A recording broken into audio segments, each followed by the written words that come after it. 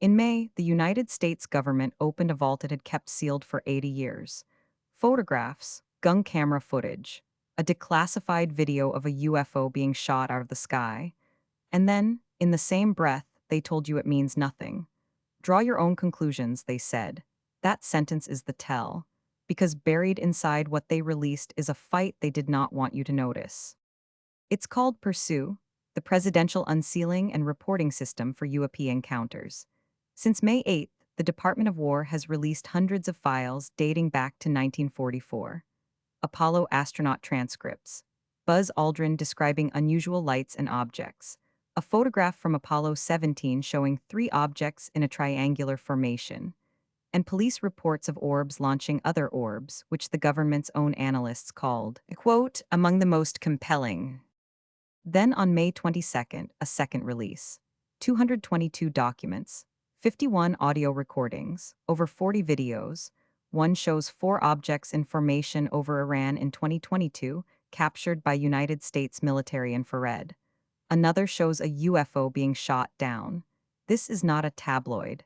This is the Department of War's official website. And here is where it gets strange. After releasing all of it, the Pentagon and the president said the same thing. There is no confirmed evidence of extraterrestrial life.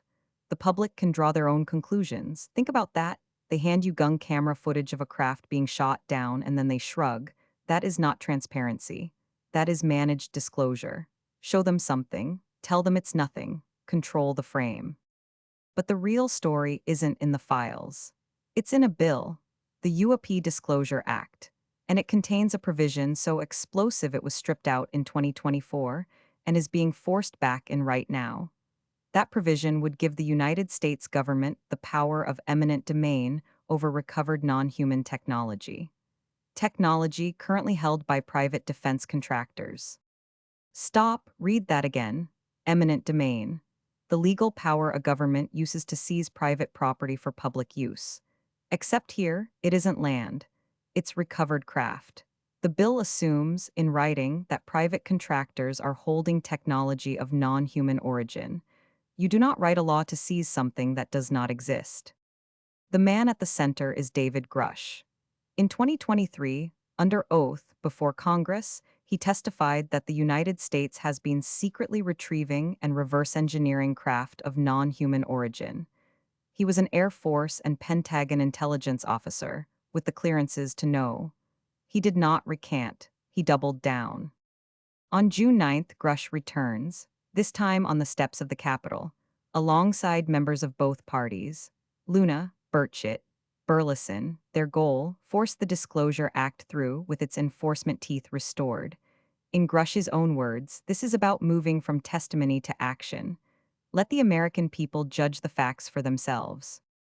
So here is the question that should keep you up tonight. If the UFO files are nothing, if it's all weather balloons and camera glitches, then why is the United States Congress writing legislation to seize recovered craft from defense contractors? Why protect the whistleblowers?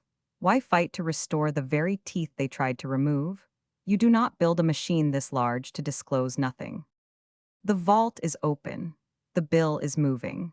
And on June 9th, the people who say they have seen it will stand in front of the Capitol and dare the government to finish what it started. We'll be watching it live. The question was never whether they would tell us the truth.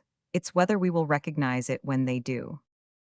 If you want the truth labeled, verified, circumstantial, or speculative instead of sold to you as certainty, subscribe. This is Signal Seeker. We tell you how sure we are.